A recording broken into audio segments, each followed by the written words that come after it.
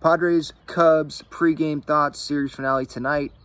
Got the Mariners coming into town tomorrow. The Padres, they can get the series split with a win.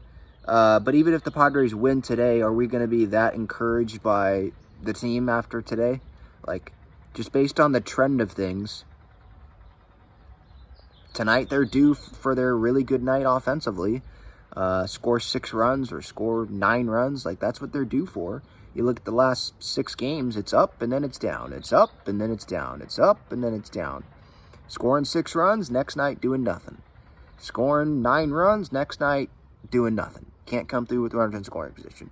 So it's frustrating. It sucks. Obviously we hope that they win tonight, but that's not going to solve everything.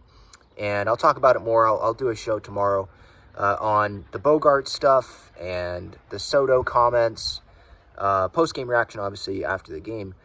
But tonight, Blake Snell on the mound. What Blake Snell we're going to get, that's obviously something to look for. I've been encouraged by what I've seen from Blake, but it is still the first half of the season, and I recognize that. And Blake is not the most consistent guy.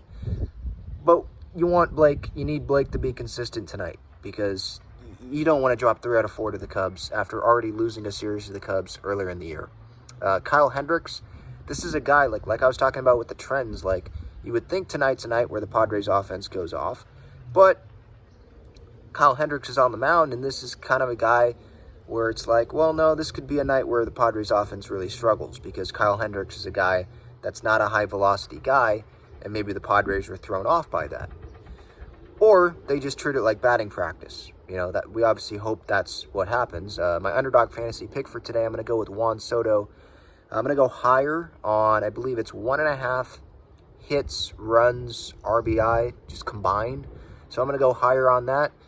Yesterday to the media, he was saying, pretty much don't look at me, deflecting why this offense is being inconsistent. He didn't say it himself, but I'm doing my job. I'm not the one probably best to answer that question. So hopefully he goes and proves that again tonight and has a big night offensively. It's going to be a right-on-left matchup, so I like that.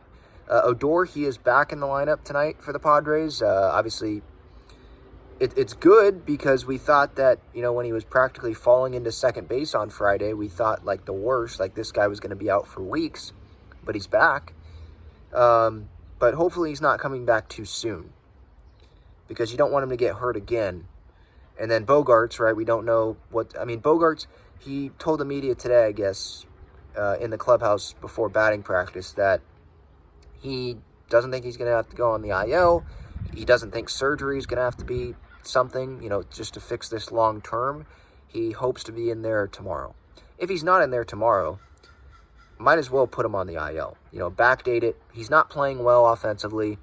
I would rather have him get this wrist right.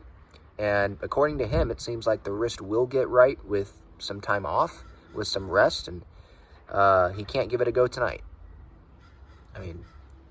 With the way the team's playing, it's not like Bogaerts is just going to go change everything if all of a sudden he's able to play tomorrow and play really well.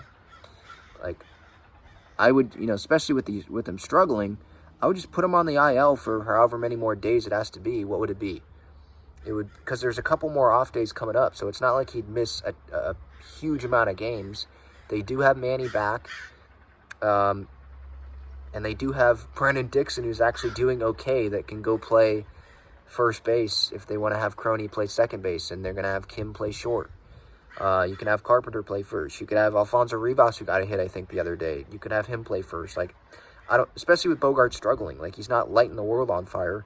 I don't think it's the end of the world to have him go on the IL, but it doesn't seem like that's what's happening, so that's obviously a situation to continue to pay attention to. But yeah, the storyline obviously going in is, there's a couple. Snell obviously, but the offense. Can the offense continue the trend? For tonight, you want the trend to continue, because tonight is what's supposed to be the good night, right? They did nothing yesterday, so hopefully they can do a lot today. But after tonight, you want the trend to stop. You want the trend to actually turn into a different trend. You want that trend to be the offense consistently scoring runs, actually being able to come through with runners in scoring position. But we'll see if it happens. 6:10, a little bit earlier of a first pitch tonight. 6'10" instead of 6'40", and Snell against Kyle Hendricks. Post-game reaction coming up after the game.